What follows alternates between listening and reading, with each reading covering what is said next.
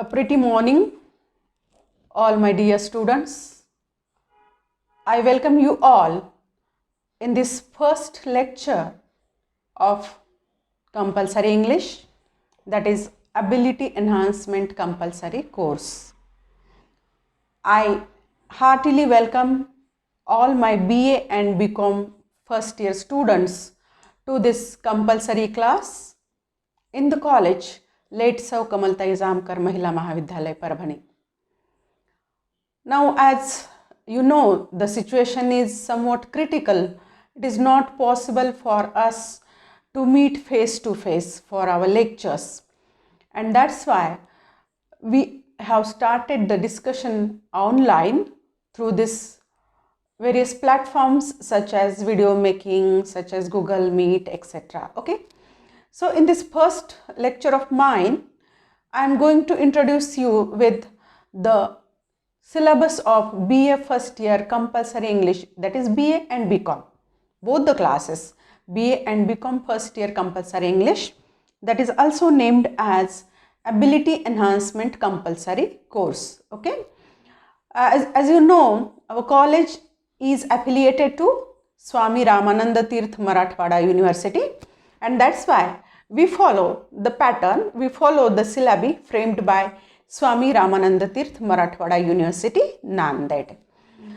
And here we are going to study this compulsory English. Now I will introduce myself to you in brief. Myself, Dr. Sangeeta Govindrao Auchar.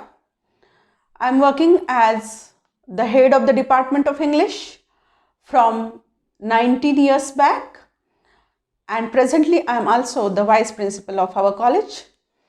So it feels immense pleasure to welcome all my students in this compulsory English class, the first ever class of ours. Now, as you know, you are not new to English. I think all of you have studied English from your kindergarten days. Right, from your kindergarten up to your 12th standard, you have studied compulsory. You have studied English at various levels, at language and literature. Okay, and that's why you are equally familiar with what the English language is and also the English literature up to some extent. That is, you have studied some forms of literature. Sometimes you have studied poetry, prose, essays, and other forms of literature also.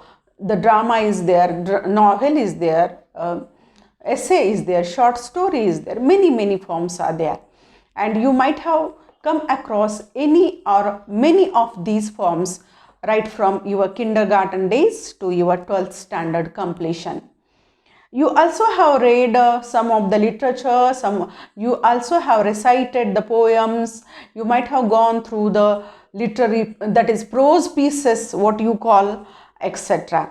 Now here, as far as your BA and BCom first year compulsory English course is concerned, this course is divided into semesters. There are two semesters, semester 1 and semester 2, and both the semesters, they are named as Ability Enhancement Compulsory Course 1, Ability Enhancement Compulsory Course 2 for semester 2. For semester 1, that is Ability Enhancement Compulsory Course 1. And the lectures per week allotted are 5 weeks per lecture, and the total periods during one semester allotted are 55 periods. The assessment of this paper of compulsory English has been divided into continuous internal evaluation and end semester examination. The continuous internal evaluation is for 35 marks and the end semester examination is for 40 marks. Okay, so the total marks are 75, and the credits for the 75 marks they are divided for 3 credits, 25 marks equal to 1 credit. So this is actually the overall division of your syllabus of compulsory English for both the classes, that is BA, BCom, and also for other classes like BSc, etc., BSW, etc. That in our college there are BA and BCom classes. Okay. So this was the overall division. Now we will proceed towards our next step. The next we are going to study are the objectives of our paper. So what are the objectives? While doing anything, it is must for us to frame the objectives. Means what we are going to achieve. What is the purpose behind doing that thing? What is the purpose behind undertaking that particular task? That is referred as objectives, right? So what are the objectives of studying this compulsory English course or the compulsory English paper? We'll discuss one by one these objectives, right? As they have been stated here, we'll figure out one by one. The first one, to enable the learners to communicate in English through close reading of select literary texts. Now, as you know, I also know that you have studied English right from your kindergarten days to your 12th standard, but still we are afraid of speaking English. Are you? We are afraid. Why? Because it is not our mother tongue. It is natural. There is nothing to scare about it. It is natural. We are afraid, a little bit scared of speaking English because as it is not our mother tongue. So the first objective here at your degree level compulsory English course is to enable you, the learners, means the students, to communicate in English through the close reading of select literary texts. Some literary texts have been selected here for your study and we have to read them, we have to understand them, and we have to try to speak in English afterwards. Now, the second important objective is to develop the skills of speaking, listening, reading, writing, viewing and representing by conducting classroom activities prescribed in the curriculum. Now these are basic language skills, what you refer to as LSRW skills. What are these LSRW skills? That is the skills like speaking, listening, reading, writing, viewing, etc. and representing by conducting classroom activities. Now we used to conduct these activities, okay? There's different kinds of activities like the speaking competition, the listening competition, the reading competition, and it is tremendous that the students enjoy it, okay? It is awesome. Their performance is awesome. They try to speak, they try to represent, they try to present what they know, and that is actually what has been prescribed in our syllabi and out of the context also sometimes. So the second important objective is to develop the skills, your basic skills like LSRW skills. Then the third important objective is to enable the learners to make the use of English language for shaping and making meaning according to purpose, audience and the context. To enable the learners to make the use of English means to enable you students to make the use of English for what purpose? For shaping and making meaning. You have to shape the meaning, you have to make the meaning, you have to frame the meaning, you have to argue about the meaning. How? According to the purpose, according to the audience and according to the context. Purpose means, what is the purpose? What is your intention behind speaking? Suppose you are speaking to your principal, sir. Your purpose obviously is different. Suppose you are speaking to your parents. Your purpose obviously will be different. Isn't it that? Suppose you are speaking, chatting with your friends. Then your purpose obviously will be very, what we say, it will be a leisure activity. Okay. So, your purpose is important. Then the audience for whom you are going to speak, what target group is there in front of you, whether you are speaking in front of very learned community, whether you are speaking in front of the college students or the school students or the kindergarten students, that is actually the audience. You must learn about the audience in front of whom you have to speak, right? And then the third one is the context.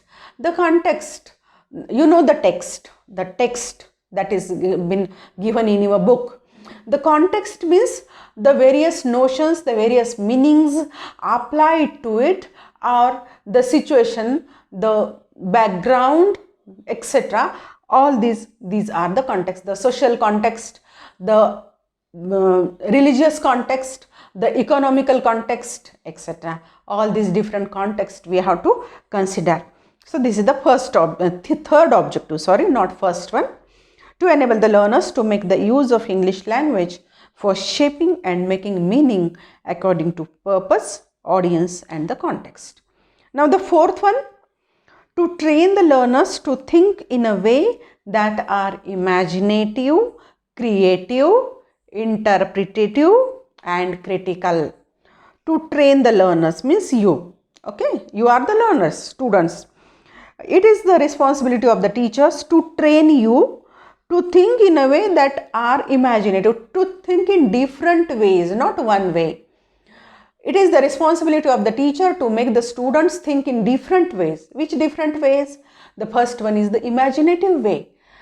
The teacher should teach the students to think imaginatively. You have to imagine certain things. Suppose I landed on the moon. Okay, I landed on the Mars. What will happen if I become the Prime Minister? What will happen if I become, the captain of our cricket team? What will happen if I become a tree? Imagination. What will happen if I become a road? Imagination.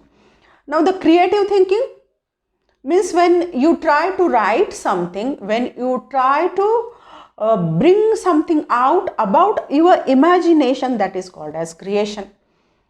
And then interpretation, how you are going to explain it, how you are capable of interpreting the certain things, explaining them, elaborating them, exploring them.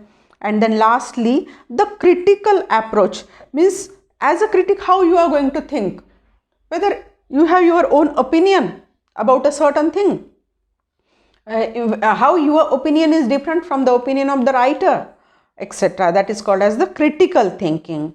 Critical thinking, you are framing your own opinion, your own judgment. Then the next one, the fifth objective is to help the learners for acquiring ways of expressing themselves and their relationships with others and their world. To induce the learners for reflecting on their learning through their study of English. That is the sixth objective. So first of all, let us repeat the fifth one once again. To help the learners for acquiring ways of expressing themselves. You have to express yourselves. You have to speak about yourself.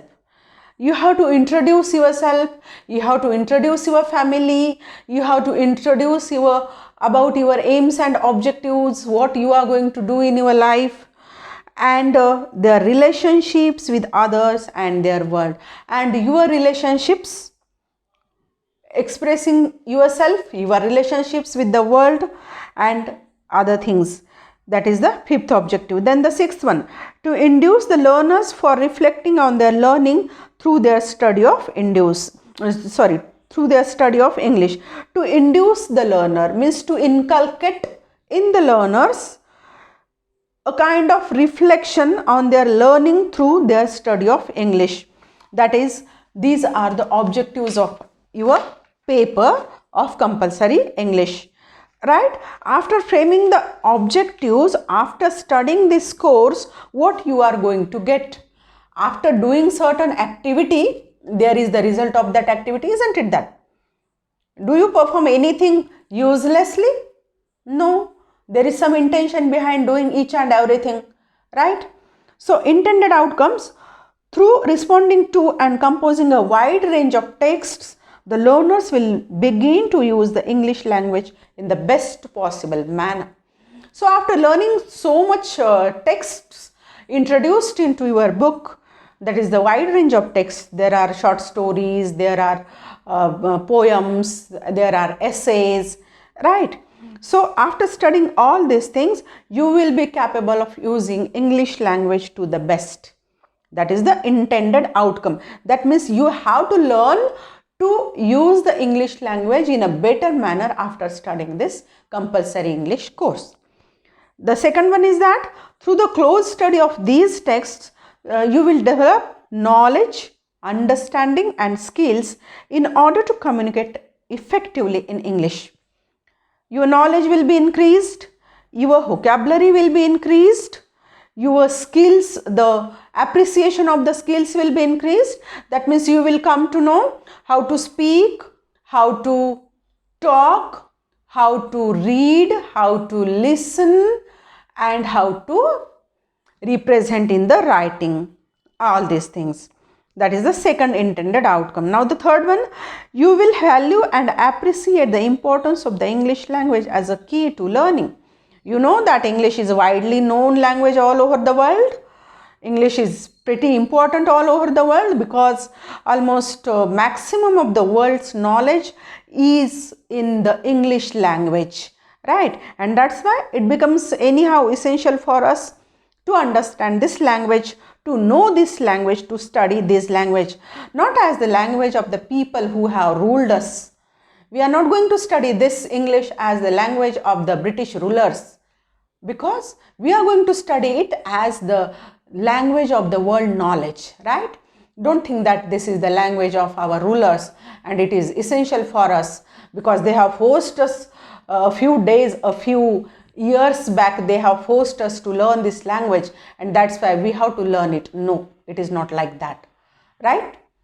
There was no doubt there was a particular intention behind the British people making us learn the English language, but it is useful, no, in the same context.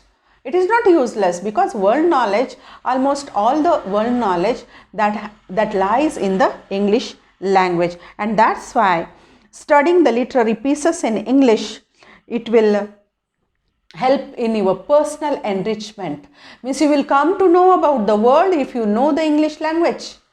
And it is very good if you know something about the world rather than knowing about who lives in Parbani, who are my neighbors, and just peeping into the problems and peeping into the houses of our neighbors. Just we should learn something to know about the world. We will be acquainted with the world, right? If you will be acquainted with the world, that will be a very wonderful experience for you, knowing about the people of the world, knowing about the different cultures of the world. And that's why that learning English is a kind of enrichment for the personality of the human being. Now the last intended outcome is that learners will acquire ability to communicate through oral and written texts. You will be capable of writing. You will be capable of writing your introduction. You will be capable of writing your biodata. You will be capable of writing about your family members. You will be capable of writing some essay in English. You will be capable of developing some idea, imaginative idea in English. So all these are the outcomes. These will be the outcomes. After studying this course, you will come to know all these things, okay? Now in this first part of our introductory lecture, we have discussed about the objectives. Then we have explored about the intended outcomes of our syllabi. And here I hope we should stop here in this introductory lecture part first. Now what we are going to discuss in the second one, what we are going to deal in the part second of this lecture of ours. In the part second of this lecture of ours, will actually examine and analyze the syllabus, the content of our compulsory English course. Both the semesters have been encapsulated here in this syllabus, that has been divided into overall 8 points that we'll going to discuss in our next part. That is the second part. We'll take a review of all these things in the second part of our video, that is the introductory lecture, video number 2 or lecture number 2 of this introductory lecture. Hope all of you have understood what I have just explained to you. That is what are the objectives and the outcomes of our syllabus of ability enhancement compulsory course. Thank you. Have a nice day all of you. Let us meet in our next part 2. Thank you once again all my dear students. Thank you.